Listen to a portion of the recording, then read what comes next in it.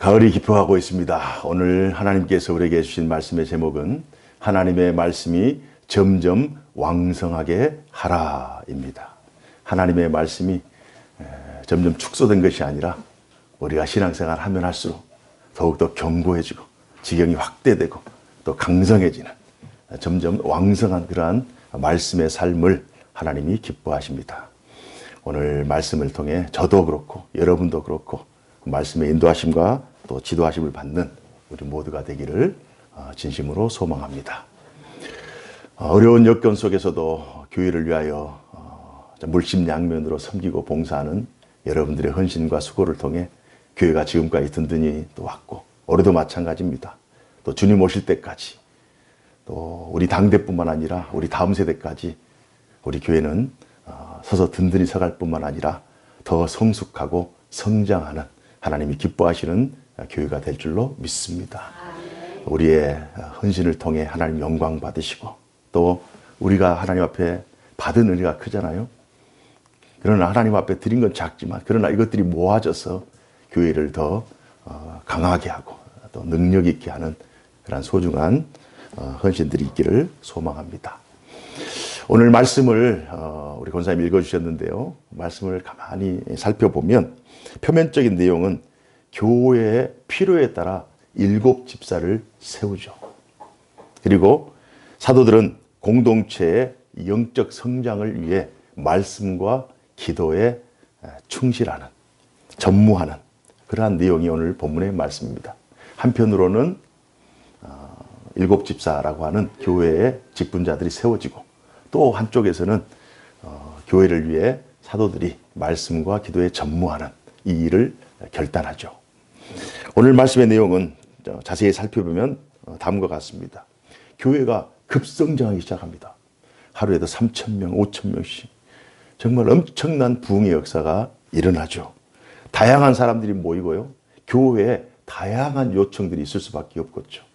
많은 사람들이 모이니 그 모인 숫자대로 다 생각도 다르고 그들의 요청도 다 다르죠. 특별히 그 당시에 가장 연약했던 과부들, 그 과부들을 구제하는 문제는 굉장히 중요한 문제였습니다. 그 2000년 전 유대 사회는 어떤 시족 사회, 또 어떤 혈연 공동체 또는 그런 닫힌 사회 구조였기 때문에 남편을 잃은 여성이 스스로 힘으로 무엇을 한다? 이건 상상할 수 없는 일이에요. 누군가 도움을 주고 누군가 구제해 줘야만 생활을 이어갈 수 있는 그러한 여건이었습니다. 당시 과부들은 누구의 도움이 없이는 살아갈 수 없는 사회 구조 속에서 교회를 이루고 있는 두 부류가 있었어요. 히브리파 과부들, 또 헬라파 과부들. 이 히브리파 과부들이라고 하는 것은 유대인 출신들의 전에 유대교를 믿었다가 개종해서 유대인이면서 과부가 된. 헬라파 유대는 이방인, 유대인이 아니라 유대인의 자녀들인지 아니면 외국에서 왔든지 헬라 지방에 살고 있다가 예수를 믿고 이제 개종하여 교회의 일원이 되어 있는 이 두 종류로 나눠져 있어요. 그래서 교회에서 그들을 구제하기 위해서 날마다 구제 물품을 주는데요. 헬라파 과부들이 불만을 토로합니다. 왜 우리들에게는 구제를 하지 않느냐? 왜 구제에 자주 빠지느냐? 가만히 보니 이 히브리파 유대 과부들에게는 제때제때 구제가 되고 더 많이 주고 그러는데 이 헬라파 이 과부들에게는 덜 주고 빠지기도 하고 그런 문제들이 발생하는 거예요. 저는 말씀을 준비하면서 왜 이 믿음 좋은 사람들 정말 핍박을 견디고 그 능총을 다 조롱과 그 모든 압박들을 다 견디면서 교회 공동체 일원이 됐잖아요. 자기의 모든 것들을 다 내려놓고 이제는 예수로 살고 예수로 승리한다. 그 좋은 믿음 좋은 사람들이 왜 이 구제 문제 가지고 이렇게 싸우고 불만을 토할까? 교회의 재정 상태가 열악했거나 또 구제하기에 충분하지 않았기 때문입니다. 곳간에서 임신난다고요? 교회가 재정이 많고 그러면 다 요청대로 필요에 따라서 이 부서 저 부서 다 나눠줄 거 아니에요? 교회가 연약하니까. 우리 자녀들 키워보면 부모님들도 마찬가지일 거예요. 부모가 여유가 있으면 언제든지 이렇게 하지만 또 여유 있는 사람도 갑자기 또 여유가 없을 때가 있거든요. 그럴 때 자녀들이 뭘 요구할 때 이게 마음대로 마음껏 그걸 사용하지 못해서 안타까운 점이 있잖아요. 이 신앙 공동체, 초기 기독교 신앙 공동체가 참 얼마나 힘든 재정 상태, 그러면서도 신앙을 지키기 위해서, 믿음을 지키기 위해서 얼마나 최선을 다했는가, 이 단면을, 이 구제, 가장 시급한, 교회에서 가장 크게 생각하는 이 구제를 하지 않으면 죽잖아요. 사느냐 죽느냐 이 문제에 있어서도 이게 원활하지 않는 그런 연약함이 있었습니다. 이때 사도들이 결단을 하죠. 구제 사역을 위해 헬라파 출신 7 집사를 선출합니다. 그리고 나서 그들에게 전적으로 구제 사역을 위임하죠. 헬라파입니다. 헬라파. 유대인 출신에서 집사를 고르는 것이 아니라 이방인 출신 중에서 7 집사를 선출해서 그 헬라파 그 과부들의 그 구제 문제뿐만 아니라 전체 교회의 살림을 그들에게 맡기는 거예요. 그래서 교회가 균형추를 유지하는 거예요. 이게 기존 신자, 또 새로운 신자, 또 기득권 세력, 또 새로운 그 세력, 이게 다 융합해서 우리가 이런 문제로 소모전할 것이 아니라 우리가 힘쓸 것은 하나님의 교회가 서서 든든히 서가며 사랑과 은혜와 평강이 넘치는 그런 하나님이 기뻐하시고 주님이 꿈꾸시던 그런 교회 공동체를 만들어야 되지 않겠느냐. 사도들이 결단하고 자신의 모든 것들을 다 집사님들에게 위임하고, 사도들이 결정하는 것은 그들은 구제 사역에서 떠나 말씀과 기도에 전무하기로 결정합니다. 그런 내용이 3절, 4절 한번 살펴보도록 하겠습니다. 3절, 4절입니다. 시작. 형제들아, 너희 가운데서 성령과 지혜가 충만하여 칭찬받는 사람 7을 택하라. 우리가 이 일을 그들에게 맡기고 우리는 오로지 기도하는 일과 말씀 사역에 힘쓰리라 하니. 오늘 본문 말씀을 가만히 살펴보면서 우리 현실 교회, 우리 교회에 한번 접목을 해보자고요. 오늘 본문을 2가지 차원에서 우리가 이해하면 더 본문이 풍성해지죠. 교회는요, 직제로서의 교회가 존재합니다. 직분, 조직교회. 그래서 우린 당회가 있고, 또 재직회가 있고, 또 공동회가 있고, 또 장로님, 권사님, 또 안수집사님, 또 집사님, 이래서 그 직제로서의 교회가 있는 거예요. 외형적인 모습, 직제로서. 그래서 그 직에 맞게끔 일이 위임되고 그 위임된 직분자들을 통하여 교회가 진행해 나가는, 이게 직제로서의 교회입니다. 그러면 그 직제를 이루고 있는 또 한편은, 직제를 이루고 있는 한 사람 한 사람은 하나님의 소명, 하나님의 부르심 안에서 직제에 참여하게 되는 거예요. 그래서 이 2가지 면을 한번 살펴보자는 거예요. 첫 번째, 조직 직제로서의 교회의 시각에서 본문을 살펴보면요, 하나님은 교회를 위해, 누구를 위해요? 교회를 위해 직분자를 세우시고 그들에게 사역을 맡기십니다. 교회를 위해. 그래서 부름받은 목사도 마찬가지고, 장로님들도 마찬가지고, 권사님도 마찬가지고, 안수집사님도 마찬가지고, 집사님 마찬가지고, 하나님의 교회에서 자기가 직분을 맡은 자들은 자기의 사리사역을 채우는 것이 아니라 교회를 위해 하나님께서 나를 부르시고 교회를 위해 하나님 앞에 내가 헌신한다. 교회를 위해 하나님께서 직분자를 선출하시는 거예요. 자기가 원해서 되는 거 아닙니다. 하나님께서 그들 한 사람 한 사람을 뽑으시고 세우셔서 교회의 일을 맡기시는 거예요. 하나님은 교회를 구성하고 있는 모든 사람들을 당신의 몸인 거룩한 신앙 공동체의 봉사자로 부르셨어요. 본문의 7 집사는요, 어떤 특정한 사람만을 위해서 세워진 것이 아닙니다. 사람을 위해 세운 것이, 하나님께서 세우신 교회를 위해 세우셨다. 교회는요, 말씀과 기도, 규제 외에도 너무 많은 다양한 일들이 존재합니다. 다양한 사역들이 존재해요. 우리 교회만 해도요, 예배할 때 뭐 목사 혼자 예배 인도하는 거 아니잖아요. 기도자도 있고, 말씀 봉사자도 있고, 또 반주자도 있고, 찬양도 하고, 또 안내도 하고, 또 여러 면에서 다 같이 봉사를 하는 거예요. 교회 전체의 시각에서 모든 성도들이 주님의 몸을 이루듯이 각자 자신이 속한 공동체에서 자신에게 주신 은사에 따라 자신에게 맡기신 그 부르심의 현장에서 어떻게 하면 하나님의 교회를 내가 가진 은사를 가지고 잘 섬길 수 있을까? 어떤 직분을 따라서 내가 하나님의 교회를 위해서 어떻게 나의 시간과 재능과 물질 하나님 주신 것을 알고 어떻게 하나님 앞에 드리며 섬길 것인가? 이건 모든 성도들의 기도의 제목인 거예요. 교회의 직분은요, 현직에 있을 때에도 유효하지만 은퇴를 했을 때도 여전히 유효합니다. 직분으로서, 직제로서 은퇴를 하지만 사역은 중단하셔도 안 돼요. 복음을 전하는 사역, 섬기는 사역, 구제하는 사역, 사랑을 실천하는 사역, 교회를 세우는 이 사역은 중단 없이 흘러가야 되는 거예요. 저도 마찬가지고 우리 장로님들도 은퇴하셨다고 두 손 놓지 마시고 어떻게 하면 남은 평생 하나님께서 우리에게 주신 사명이, 나에게 주신 사명이 무엇인가 생각하면서 우리가 최선을 다해 교회를 위해서 나를 부르셨고 교회를 위해서 내가 하나님 앞에 드릴 것이 무엇인가, 이 부분을 생각하시면서 직제로서의 교회, 조직교회의 일원으로서의 사명을 감당하기를 주님 이름으로 축복합니다. 두 번째로는요, 하나님의 부르심, 소명의 관점에서 오늘 본문을 살펴보면요, 하나님은 당신의 일꾼들 개개인을 부르시고 세우십니다. 하나님이 부르신 거예요. 여기에 우연히 온 분은 없어요. 하나님의 때와 하나님의 계획과 섭리와 예정, 뜻 안에서 여러분 각자를 하나님께서 부르시고 하나님께서 세우신 거예요. 장로로, 권사로, 안수집사로, 집사로, 또한 찬양대로, 또 봉사자로 하나님께서 그때마다 세우신 거예요. 사도들과 일곱 집사들은요, 자신들이 맡은 사역을 자신의 일로 생각하지 않았어요. 이건 하나님의 일이다.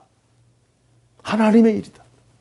작고 큰 일, 그걸 따지지 않고 작은 일은 작은 일대로, 큰 일은 큰 일대로, 급한 일은 급한 일대로, 좀 장기적인 계획을 세울 그 계획대로 자신의 지혜와 자신의 모든 것들을 다해서 이 일은 나의 일이 아니라 하나님의 일이다. 교회를 섬기는 일은 하나님의 일이다. 이게 개인의 부르심, 소명을 가진 자, 하나님께 부름받은 자의 마땅한 자세예요. 어떻게 하면 내가 하고 있는 일을 더 잘할 수 있을까? 내가 어떻게 하면 올해 맡은 일에 어떻게 하면 더 효과를 내고 더 능률 있게 이 일을 감당할 수 있을까? 어떻게 하면 더 연합해서, 어떻게 하면 더 확대해서, 확장해서 이 일을 할 수 있을까? 왜? 이 일은 하나님의 일이기 때문에. 최선을 다해서 지혜를 모으고 열심을 내야 됩니다. 오늘날의 성도, 개개인도 교회에서 자신의 맡은 직분과 사역들이 하나님이 부르시고 세우신 거룩한 사역임을 입술로 고백해야 돼요. 고백해야 돼요. 날마다 고백. 하나님께서 나에게 이 귀한 일을 맡기셨다. 하나님께서 나를 특별히 여기시고 하나님께서 나에게 특별한 이 사역을 위임하셨다. 그리고 하나님 앞에 최선을 다할 때 성령께서 우리를 도우실 줄로 믿습니다. 교회 사역은요, 성령의 도우심과 힘 주심, 능력 주심 안에서 감당할 수 있기 때문입니다. 내 열심과 내 능력으로는 한계가 있어요. 내 노력으로, 내 열심으로, 내 뜻으로, 내 의지로 교회 일은요, 자기 힘으로 안 돼요. 하나님의 은혜로 되는 거예요. 내가 지치고 피곤하고 벌써 이거 너무 힘들다 생각할 때 과연 내가 내 힘으로, 내 의지로 하고 있는가? 아니면 매일매일 시간마다 위로부터 공급하시는 하나님의 은혜, 또 하나님께 주신 그 힘으로 내가 감당하고 있는가를 한번 점검해 볼 필요가 있어요. 그래서 힘이 들 때 하나님 힘 달라고, 지혜 부족할 때 하나님 지혜 달라고, 하나님 공급해 달라고, 은혜 달라고 기도하면서 자신의 사역의 길을 가는 그 사람이 하나님께서 세우시고 부르신 하나님의 사람인 줄로 믿습니다. 그렇다면 이 모든 일을 가능하게 하는 원동력이 있어요. 교회의 조직이 이루어지고 한 사람 한 사람이 하나님 앞에 부름받아서 하나님의 사람으로 세워지게 하는 그 원동력, 교회를 교회되게 하는, 교회의 본질과 비본질 가운데 늘 하나님의 본질을 추구하게 하는 그러한 이 신앙적인 영적인 원동력이 있어요. 그것이 뭐냐? 바로 말씀과 기도예요. 말씀과 기도를 떠난 헌신, 말씀과 기도를 떠난 직제, 조직, 이건 아무것도 안 해요. 사상 누각이에요. 모래 위에 지은 건물과 이건 다 없어져 버리는 거예요. 시험이 오면 없어져 버려요. 교회가 풍파가 나면 없어져 버려요. 시험이들은 다 없어져 버리는 거예요. 사라질 것이에요. 개인의 조건이 합당하지 않으면 이게 다 없어질 것들이에요.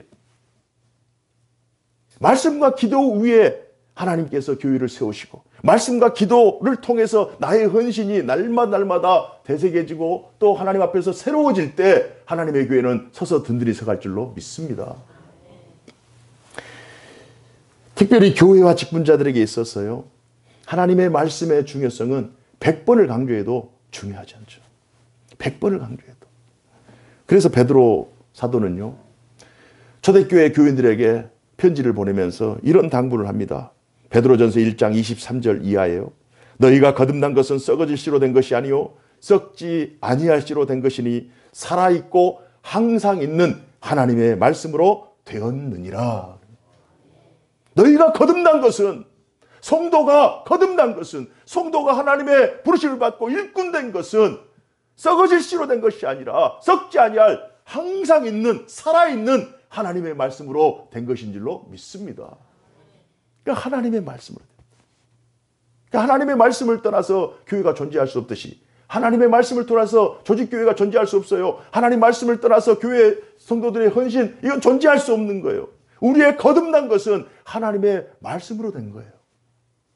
그러면서 베드로전서 1장 24절에 그러므로 모든 육체는 풀과 같고 그 모든 영광은 풀의 꽃과 같으니 풀은 마르고 꽃은 떨어지되 오직 주의 말씀은 세세토록 있도다.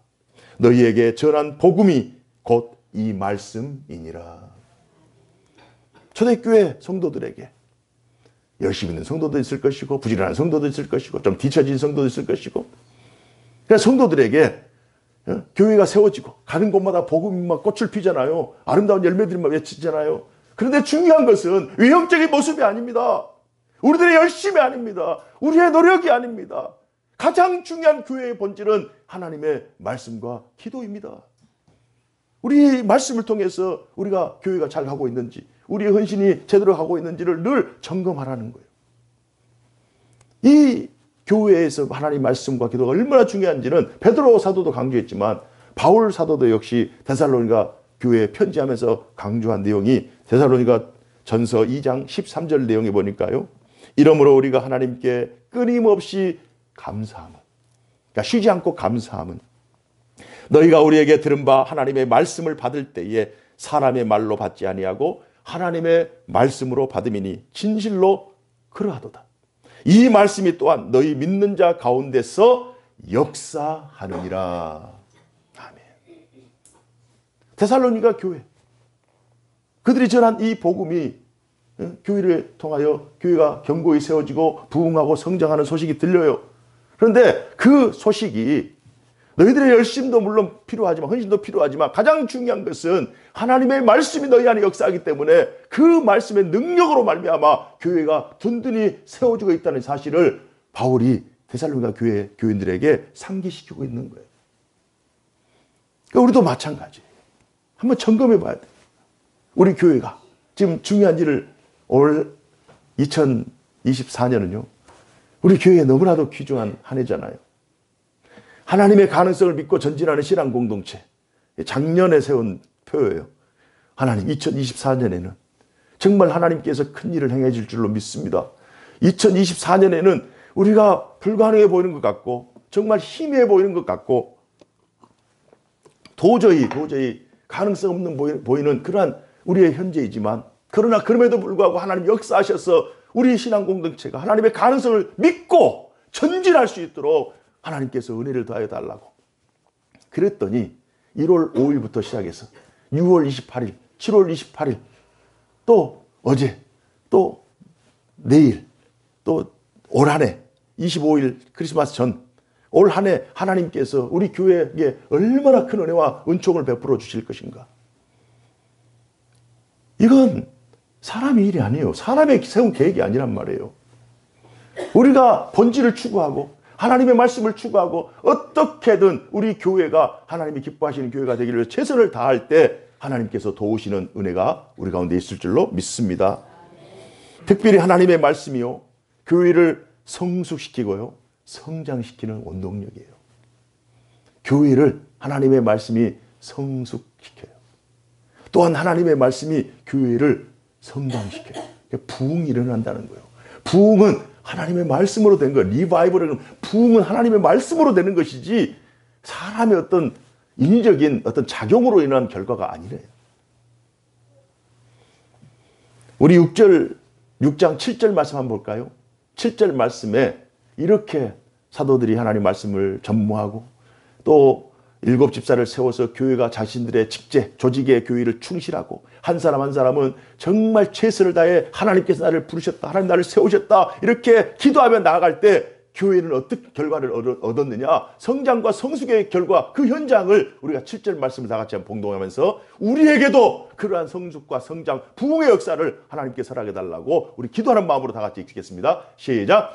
하나님의 말씀이 점점 왕성하여 예루살렘에 있는 제자의 수가 더 심히 많아지고 허다한 제사장의 무리도 이 도에 복종하니라. 아멘. 오늘날 영적 전쟁은요, 본질과 비본질 그 사이에서 우리가 어떻게 하면 본질을 추구할 것인가?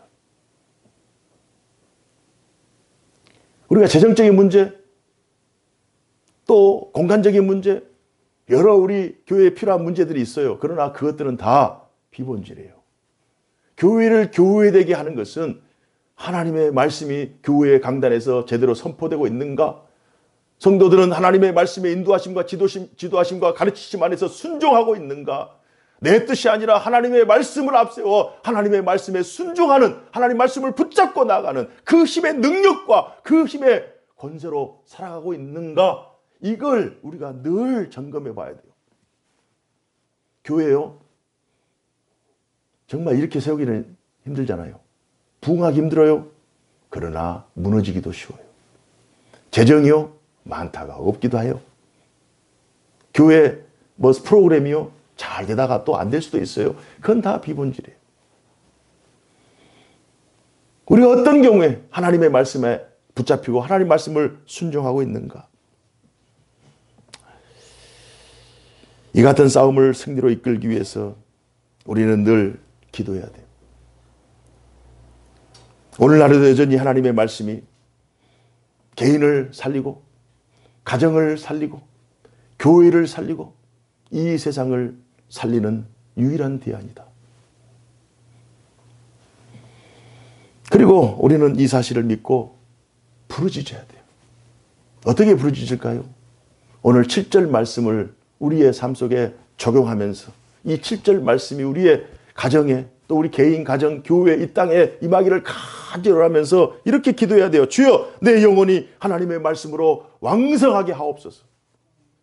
내 영혼이 하나님의 말씀으로 왕성하게 하여 주옵소서. 주여, 내 가정이, 우리 가정이 하나님의 말씀으로 점점 더 왕성하게 하옵소서.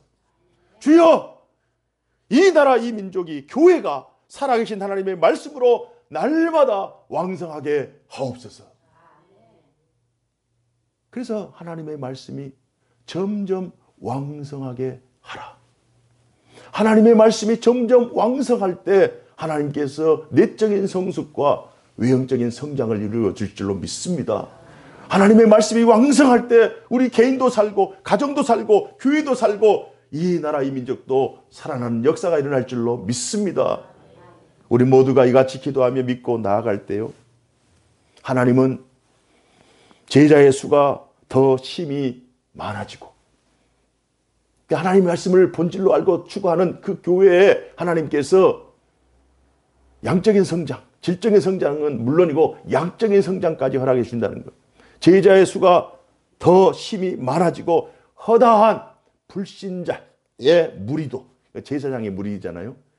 허다한, 오늘날로 적어보면 허다한 불신자의 무리도 이 도에 복종하는 역사를 허락하여 주실 줄로 믿습니다. 그래서 지금 올해 7주 남았거든요. 올해를 우리가 마무리하면서 올 연말 마지막 예배 때는 하나님께서 정말 우리 교회를 위해 이렇게 역사하셨구나. 우리 가정이 내가 하나님의 교회를 위해서 이렇게 헌신하였구나.